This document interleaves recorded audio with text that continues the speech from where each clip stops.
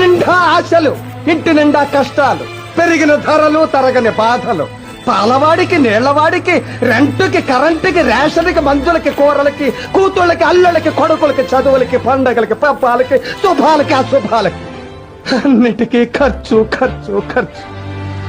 తెల్లవారితే సమస్య, నోరు విప్పితే డబ్బు, అడుగు వేస్తే అప్పు, అన్నిటికీ సాకు 1వ తారీఖు. అది సర్వరోగ నివారిణి. 1వ తారీఖు అని 30 రోజులు ఎదురు చూస్తాను సార్. చివరికి అది ఇలా వచ్చి అలా వెళ్ళిపోతుంది. వరద బాధితులను ఆదుకోవడానికి హెలికాప్టర్ వచ్చి వెళ్ళిపోయినట్టు. 1వ తరగతి వాడికి 2వ తరగతి, 2వ తరగతి వాడికి 3వ తరగతి, ఇలా అన్ని తరగతుల వాళ్ళకి ఎదుగుదల ఉంటుంది. ఒక్క మధ్య తరగతి వాడికి మాత్రం ఎదుగుదల ఉండదు సార్.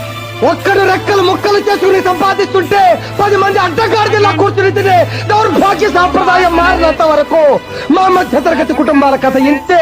బుర్ర నిండా ఆశలు, ఇంటి నిండా కష్టాలు, పెరిగిన ధరలు, తరగని బాధలు, పాలవాడికి, నీళ్లవాడికి, రెంటుకి, కరెంటుకి, రేషన్కి, మందులకి, కూరలకి, కూతుళ్ళకి, అల్లుళ్ళకి, కొడుకులకి, చదువులకి, పండగలకి, పప్పాలకి, శుభాలకి, అశుభాలకి, అన్నిటికీ ఖర్చు ఖర్చు ఖర్చు.